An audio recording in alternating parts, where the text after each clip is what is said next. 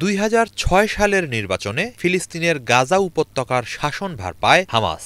ফাতার নিয়ন্ত্রণে থাকে পশ্চিম তীর। এই দুই গোষ্ঠীর মতাদর্শগত পার্থক্যের কারণে সেই সময় থেকেই রাজনৈতিকভাবে বিভক্ত পশ্চিম তীর ও গাজা। তবে চলমান যুদ্ধের প্রেক্ষাপটে ফিলিস্তিনের সকল রাজনৈতিক গোষ্ঠীর ঐক্যবদ্ধ হওয়ার জোরালো তাগিদ দেখা দেয়। সেই লক্ষ্যেই চীনের আমন্ত্রণে 21 থেকে 23 জুলাই বেইজিংয়ে বৈঠকে বসে হামাস, ফাতা সহ ফিলিস্তিনের 14টি রাজনৈতিক অংশ।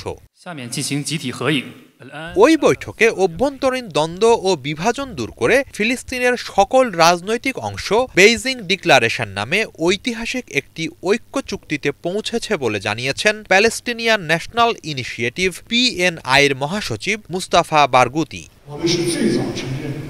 চুক্তি অনুসারে ফিলিস্তিনকে পুনর্মিলিত ও একতাবদ্ধ করতে একজোট হয়ে কাজ করবে গোষ্ঠীগুলো।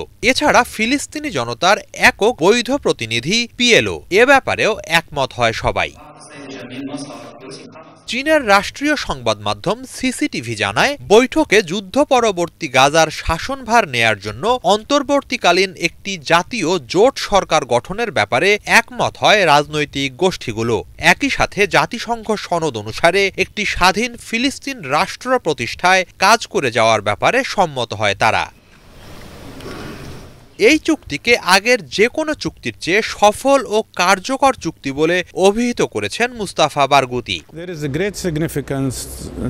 এবারের চুক্তিটি বেশি তাৎপর্যময়, কারণ এটি একই সাথে বিশদ ও বাস্তবসম্মত। আজ থেকে নতুন এক যাত্রা শুরু হলো। এজন্য চীনকে ধন্যবাদ। এক্ষেত্রে তাদের আরো বড় ভূমিকা রাখতে হবে। ফিলিস্তিনি জনতাকে সমর্থন দিয়ে যাওয়ার জন্য চীনের প্রতি আমরা কৃতজ্ঞতা জানাচ্ছি।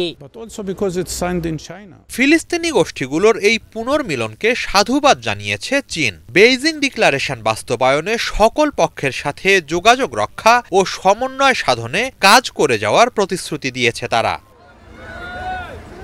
হিজল জোবায়ের, বাংলা ভিশন।